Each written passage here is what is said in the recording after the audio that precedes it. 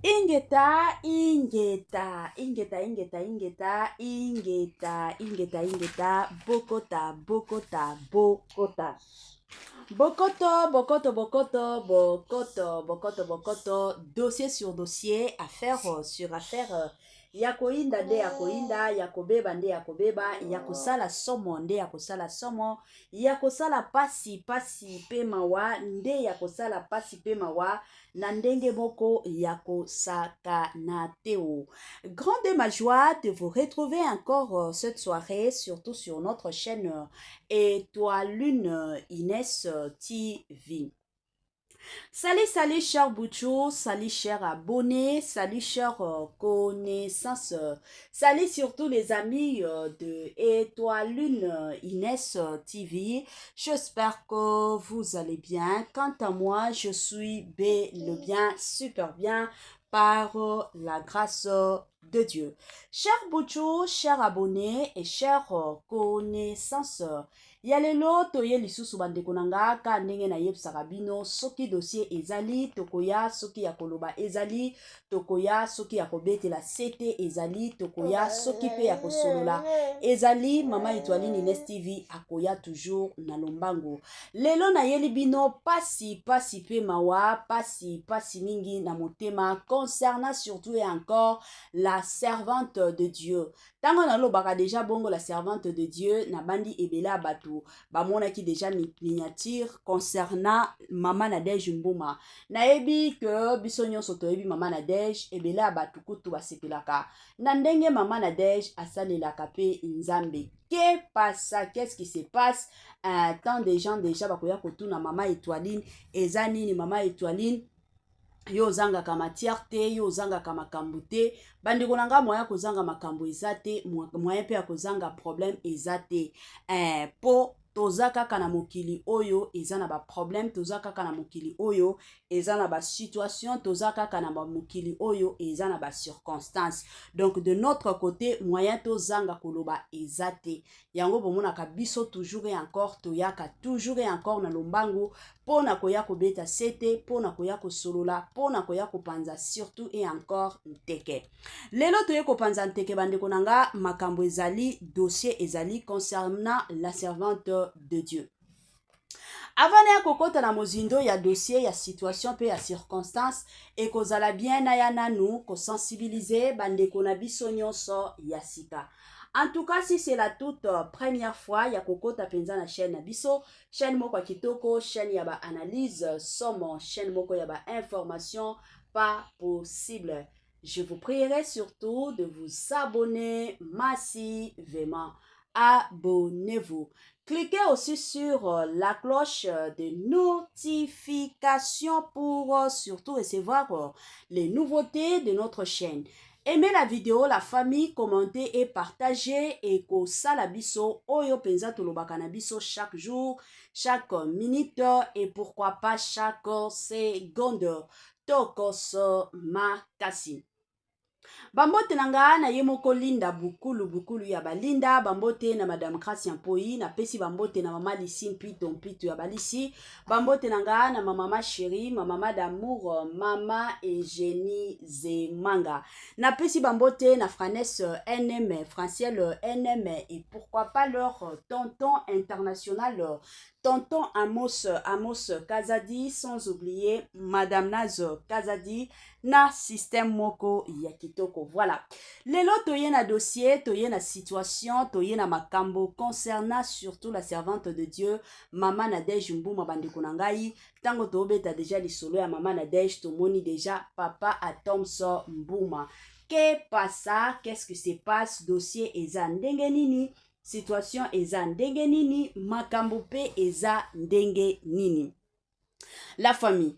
Toyaki kolala ka boye na message eye kokweya. Message yango eza message moko e concerné Maman Nadège. Baye kopesa Maman Nadège message moko ya pasi pe mawa. Il paraît que Maman Nadège alingi azala paralysée. La famille. Nga yoki na nga nzoto malili. Ata kutu nzambe toyebi ke kozala chrétienne ezalaka facile te, mais soki eza na basala ya nzambe oyo baleki mpenza bamoma moko très très difficile, mama Nadege aza parmi bato oyo baleka na baepreuve ya makasi, aleki mpenza na baepreuve ya kosakana te mwana mwasi wana, ti bapoison, ti bamaladi oyo babwakela ye, ti kokufa oyo alingaki akufa atika bana. Aza mwasi moko aleki na baepreuve. Tango nayokaki message yango, en tout cas la famille nayokaki pasi. Naye kotala nanu mama Nadege yango ye moko nalobi nzambe na bomoi. O lisusu nini toyebi ke Bible yebisaka biso que tout ce qui est révélé est condamné par la prière. C'est vrai.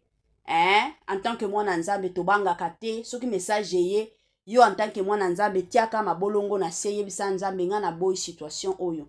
Nga na boy likambo oyo. Et c'est sûr nzambe ya bolingo nzambe ya mawa akopermettre yango te. Eza bongo. Mais en tant que pe batu, soki tovandi pe na kibo batu, mosusu biso nyonso tozalaka soki baepreuve ezoyaka kaka mutu nyonso ata oyo asambelaka mpenza asololaka na nzambe toyebi ke tokomaka na baniveau wana omonaka olembi olobi nzambe jusqu'à quand nalembi na nga situation yo nzambe mona mpe ka na nga pourquoi kaka ngai pourquoi bato mosusu te tokomaka mpenza na baniveau wana. Alors na situation oyo ya mama Nadege eza situation moko moi personnellement esalaki nga pasi na loba penza nzambe jusqu'à quand mama Nadege, pourquoi kaka ye, pourquoi lisusu kaka ye nzambe na mawa, nzambe yokela ye mawa ezosala pasi mingi na motema. Alors sans plus tarder nazotiela bino message yango na olinga message wana tolanda ngo biso nyonso na bukebi. Nga ya bino mama Etoiline Ines TV ka nde nazongaka na nga nsima na ozonga na nga nsima mpona komeka koya kocontinue analyse na biso kaka ndenge esengeli na système pe na ndenge moko ya kitoko tolanda et on se retrouve juste après. Que Dieu vous bénisse. Pour ceux qui ne me connaissent pas, je suis la servante de Dieu, prophétesse Annie Hagerut. Alors nous sommes aujourd'hui, cette nuit, voilà, le Seigneur Jésus m'a donné une prophétie, une prophétie. Alors, cette prophétie concerne la charmante, la sœur Nadège Mbuma du Congo. Voilà. Vous savez, moi, je l'ai connue quand j'étais jeune, un peu plus jeune. Voilà. Elle est même aussi jeune. Alors, je dois me concentrer pour ne pas parler norvégien ou parler anglais, vous savez. Voilà, j'ai écouté ces chansons, ces cantiques qui m'ont aussi touchée. Voilà, je me souviens, Shiloh, inscrit ton nom dans mon esprit. Amen. Voilà, j'ai été aussi touchée comme beaucoup d'entre vous. Alors aujourd'hui, le Seigneur m'a montré quelque chose ce qui me pousse voilà, à faire cette vidéo. Je l'ai vu, je vais décrire comment j'ai vu, ce que j'ai vu dans la vision. Alors, j'ai vu une porte s'ouvrir. J'ai vu une porte s'ouvrir. Vous savez, en Afrique, nos sœurs, nos mamans ont cette façon de s'habiller avec du pagne. Voilà. Vous avez des vêtements, mais les vêtements de pagne, voilà. Alors, j'ai vu une autre maman qui tenait, qui carrément portait la sœur Nadège. Vous savez, quand vous essayez de soulever quelqu'un, voilà. Je ne sais même pas comment trouver le mot approprié, le mot exact pour exprimer ce que j'ai vu. J'ai juste vu qu'elle essayait de la soulever et que la sœur Nadège ne pouvait pas marcher. Ses pieds étaient comme on appelle ça déjà en français, immobile. Elle pouvait pas bouger, elle était paralysée. Voilà, pour être direct. Alors la sœur Nadège, elle m'a lancé un blink, elle m'a lancé un regard. Voilà, elle m'a regardé et ce regard était profond. Alors que je les regarde, on se regardait dans les yeux. Non, j'ai l'impression qu'elle a pris beaucoup de poids. Voilà. Et elle était noire. Son regard n'était pas. J'ai senti le vide, j'ai senti quelque chose de noir, de sombre dans son regard. Alors, durant la nuit, vous savez comment ça se passe, hein? Alors, je n'ai rien, j'ai pas prié, voilà, j'ai essayé de dormir parce que j'avais aussi mal au ventre. J'ai eu une autre vision. c'est pas une vision qui est consécutive, qui est, comment on appelle ça, qui est arrivée directement après ou avant la vision de la sœur Nadège.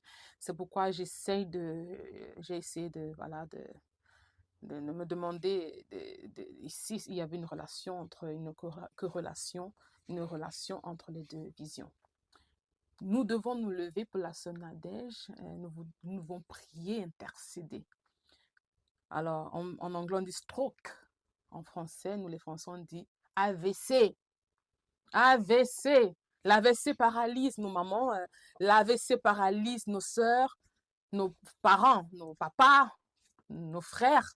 L'AVC. Alors, il faut prendre ça en considération. Je suis en train de voir la sœur Nadège Mbuma paralysée. Je vais aussi prier parce que, comme je l'ai dit, moi, j'ai reçu ce message cette nuit. Il faut se lever dans la prière, je vois une paralysie. Vous savez, quand on sait Dieu, le Seigneur nous mène aussi dans l'abondance. Il nous amène dans voilà, la bonne santé, la longévité, comme on dit ça déjà, je ne sais pas. Mais je vais juste assurer que je vois une sérieuse paralysie. Sérieuse paralysie. Pas seulement la sœur Nadège qui m'a regardée, la dame, la maman qui la portait, me regardait aussi. J'ai compris que Dieu veut que j'intercède. J'ai compris que le Seigneur Jésus veut que je libère le message. Dieu est bon. Je ne vais pas entrer dans les détails parce que c'est la seule vision que moi j'ai eue concernant la sœur Nadège. J'ai d'abord eu ma première interprétation et je me suis dit cette interprétation doit rester entre moi-même, pour moi-même. Voilà, d'accord? Parce que voilà, je ne veux pas. Mais ce que je veux dire, c'est que le corps du Christ, nous sommes un. Nous sommes les enfants de Dieu. Levez-vous pour la sœur Nadège. Vous savez, quand l'AVC vient, on devient un peu comme les gens ressemblent comme devenus comme une petite banane, une petite tomate, légumes. C'est ce que Dieu est en train de nous dire pour la sœur Nadège. Et ça ne devait pas être le cas. Elle est supposée continuer à prêcher, chanter pour le Seigneur Jésus, toucher les cœurs, devenir vieille, désolée, voilà, pour voilà, sa famille, ses enfants. Amen. Alors, s'il vous plaît, priez pour la sœur Nadège Mbuma. Elle-même, elle doit prier aussi. Voilà. Je ne vais pas parler de l'alimentation, mais je vais juste dire, faites attention. Nous devons faire attention à l'AVC, nous devons faire attention à what we call stroke. Alors, comme je disais, j'ai vu une autre vision, je vais la partager avec vous, pour ceux qui prient, pour ceux qui sont utilisés dans le domaine prophétique. Je me souviens juste qu'il y avait une jeune fille, vous savez, il y a des filles, elles sont jeunes, elles sont minces comme ça. Alors, j'ai vu un policier, ça c'est des trucs spirituels, parce que les sorciers, les anges les arrêtent spirituellement. Alors, j'ai vu que la fille a été menottée. Et dans cette vision, la fille ne me regardait pas. Ça dit, je voyais son dos. Voilà. Et je me suis posé un peu des questions. Est-ce que l'AVC là, c'est spirituel ou la paralysie, c'est une attaque? Je ne peux pas répondre. Je dis juste que j'ai vu une fille être arrêtée. Et souvent, quand on est arrêté, c'est que soit elle a eu une attaque spirituelle et cette fille, elle est responsable. Vous voyez ces jeunes filles-là, souvent, ceux qui ils sont passés avant qu'elle, vous savez, souvent, on veut devenir comme ces gens-là. Alors, ces gens nous couvrent, non, nous servent d'ombre. C'est comme si you are a shadow. You know, they want to get rid of the shadow. Les gens on veut vous balayer, on veut vous effacer pour qu'on puisse aussi être vu. On veut souvent forcer la destinée. C'est ce que moi je suis en train de dire, mais je ne suis pas en train de dire que c'est ce que ça veut dire.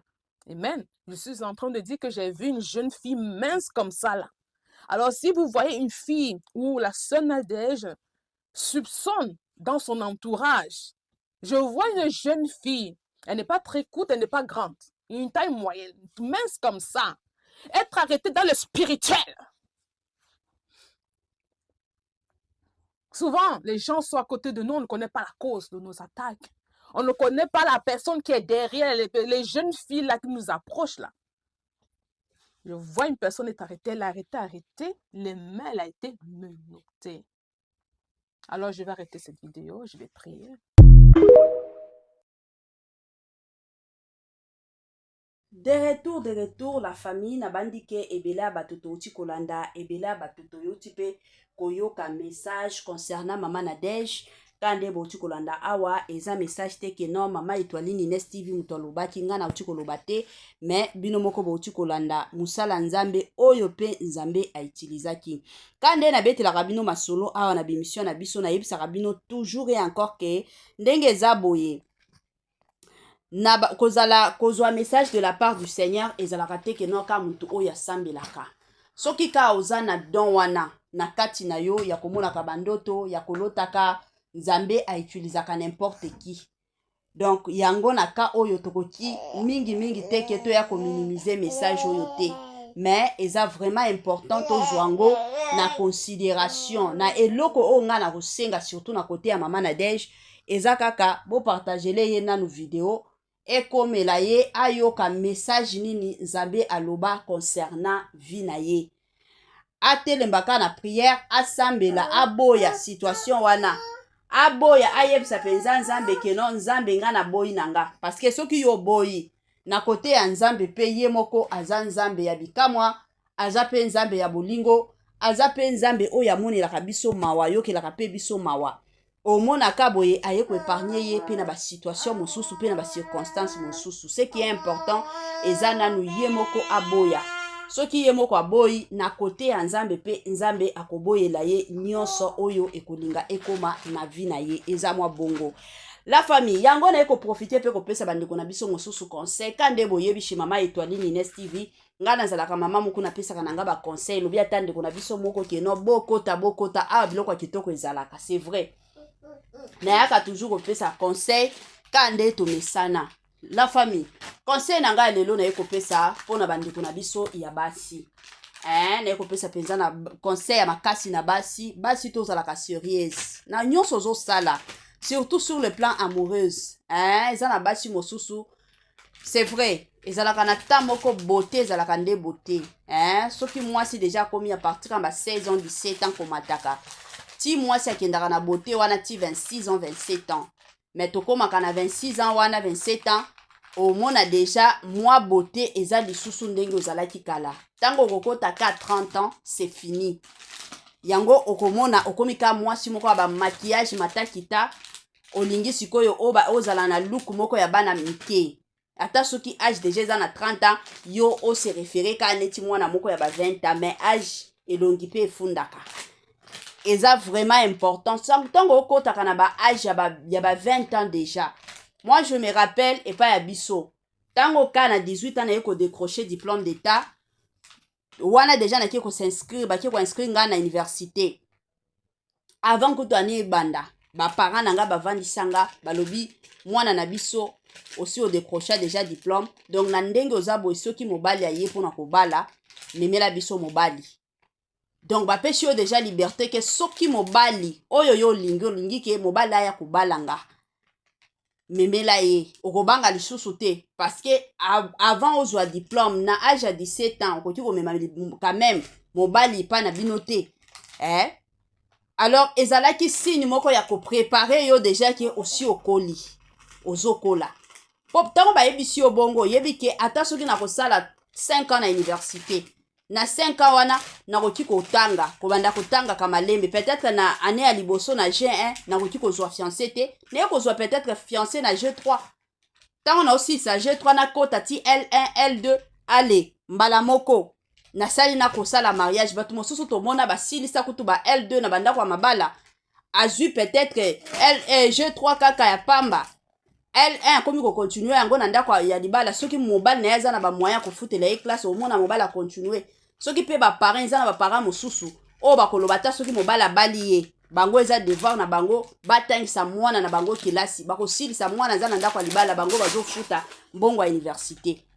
Alors soki ozana ba âge wana zalaka sérieuse na relation ozanango lelo tokomi komona batu mosusu bakomi kotula batu oyo babando mona kino baza clair. Moi je me rappelle encore une fois na opesaka exemple ya vie nanga nazalaka na connaissance nanga moko eza kutu ata tokobenga ye ami te po totanga na ye kaka ka ndenge ezalaka botangi totangaki na la fille ntango toye kotanga toye kokabwana ezalaki soki na 3e toye kokabwana nga nakie na ekole mosusu ye mpe akie na ekole mosusu toye kokutana ntango nga nakomaki deja fiancé basi bapredotelanga to mobali nanga azobongisa kutu dot toye kokutana na ye akuti nga na bague azotuna nga oza na alliance obala nalobi oui je suis fiancé na explique ye alobi obala ta yo moko era beauté yango ya koutiliser beauté.